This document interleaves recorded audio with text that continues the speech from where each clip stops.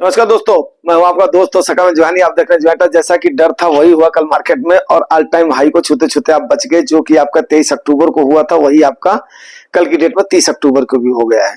तो हमने आपको पहले बताया था 26,104 को पहले भी आपकी मार्केट टच करके उसके बाद में नीचे आई है। लेकिन चलिए कोई बात नहीं, अब इसका देख लेते हैं। तीन चार इसके जो रीजंस हैं उसको करते हैं। सबसे पहले ट्रंप और जिनपिंग जी की बातचीत का हवाला देंगे, दूसरा गोल्ड और सिल्वर का हवाला लेंगे एंड तीसरा बिट यूएस मार्केट का हवाला लेंगे जो वहां पर रेट कट हुआ है, चौथा आपका बिटकॉइन का हवाला लेंगे, पांचवा इंडियन मार्केट की बात करेंगे और छठवां आपके कमेंट एंड क्वेरीज को लेंगे। तो बहुत सारी टॉपिक्स हैं, थोड़ा थोड़ा की भी कवर करेंगे तो बहुत ज्यादा टाइम हो जाएगा।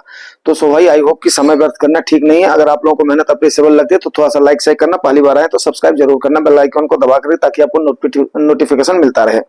पहली चीज क्या है कि भैया देखो, जो इनकी बातचीत हुई है वो ट्रेड वार तो इनके बीच में चल ही रहा है। जिस प्रकार से वार चलती है उसी प्रकार से इनका ट्रेड वार चल रहा है। आप लोग सारे सारे सब लोग जानते हो इस बात को।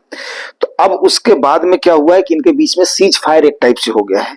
सीज फायर का ऐलान हुआ है बट कंप्लीटली खत्म नहीं हुआ। सबसे जो मेन इश्यू था जिसकी वजह से ट्रंप चाचा बैकफुट पर जाने की पहले भी आशंका जो वही टॉक्स पे भी व्यक्त करी गई थी और बहुत सारे एक्सपर्ट्स ने भी इस बात को माना था कि ट्रंप चाचा को ही बैकफुट पर जाना पड़ेगा। उसका मेन रीजन था rare earth metals. Rare earth metals को लेकर के चाइना का जो दांव रहा बहुत ही सटीक पड़ा है और उसके बाद में अमेरिका की इकोनॉमी काफी हद तक अफेक्टिव होती, ये बात नोट कर लीजिए। तो इसकी वजह से ट्रंप चाचा बैकफुट पर गए, कोई भी इसमें दो राय नहीं है। और चाइना ने इसको सबसे बड़ी बात किया है 1 साल के लिए टाल दिया है कि मतलब ताकि जो है दादागिरी और तानाशाही ना चले किसकी, अमेरिका की, ठीक है ना। वहीं पर ही आपका सोयाबीन और मक्का वगैरह खरीदने के लिए भी चाइना भी तैयार हो गया है कि थोड़ा सा उनको सुप्रीमेसी का एहसास हो, ऐसा करके उनको भेजा है। बट सही मायने में अगर मेरे ओपिनियन से देखा जाए तो इसमें जीत मुझे चाइना की ही दिखाई दे रही है, ठीक है ना। आगे और गोल्ड और सिल्वर की अगर बात करें तो गोल्ड आपने देखा था कि इस समय बैठक को लेकर के गोल्ड स्थिर था लेकिन धीरे धीरे ऊपर जाने लगा है। तो गोल्ड को आप देखेंगे तो 1.38% ऊपर चला गया है। वहीं पर ही सिल्वर 2.34% बैठक के बाद में ऊपर चली गई है। टोटल अगर ऑल टाइम हाई से 43 समथिंग डॉलर पे ये था, तो अगर वहां से लेकर के जो ये 39 पर आया है 3900 पे, तो वहां पे आप देखोगे कि 12.5 अगर ऑल टाइम हाई से लेकर के और नीचे की लो तक देखते हैं तो 12.5% आपका सोना गिरा था। जिसमें से अगर टोटल प्लस माइनस 4% को निकाल दिया जाए ऑल टाइम हाई और लो के बीच को जो क्लोजिंग टू क्लोजिंग अगर देखा जाए तो 8.5% के आसपास गिरावट हुई थी। तो 10% के गिरावट के आसपास क्या माना जाता है, बुल मार्केट में कोई भी बहुत ज्यादा नहीं माना जाता है। तो ऐसा नहीं माना जा सकता गोल्ड और सिल्वर का बुल मार्केट खत्म हो गया, लेकिन खरीदारी की सलाह नहीं है फिलहाल।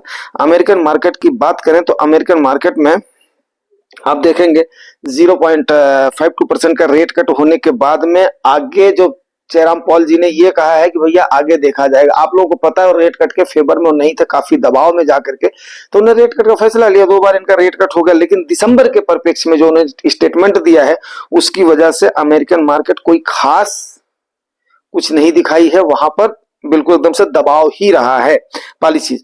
दूसरी चीज क्या रहा है कि 10 ट्रिलियन डॉलर का 10 ट्रिलियन डॉलर का अमेरिका ने फिर कर्जा लिया है। 8 ट्रिलियन डॉलर का शॉर्ट टर्म का लिया, 2 ट्रिलियन डॉलर का लॉन्ग टर्म का कर्जा लिया। तो लॉन्ग टर्म का कर्जा देख करके जैसा कि आपको पहले हमने बताया था 34 ट्रिलियन डॉलर का इनके ऊपर कर्जा है, 2 ट्रिलियन डॉलर का और कर्जा हो गया तो ये 36 ट्रिलियन डॉलर का हो गया है। जो कि इनका जो इंडिकेटर है जीडीपी वर्सेस डेप्ट का जो रेशियो है वो 130% बढ़ गया है 124% से।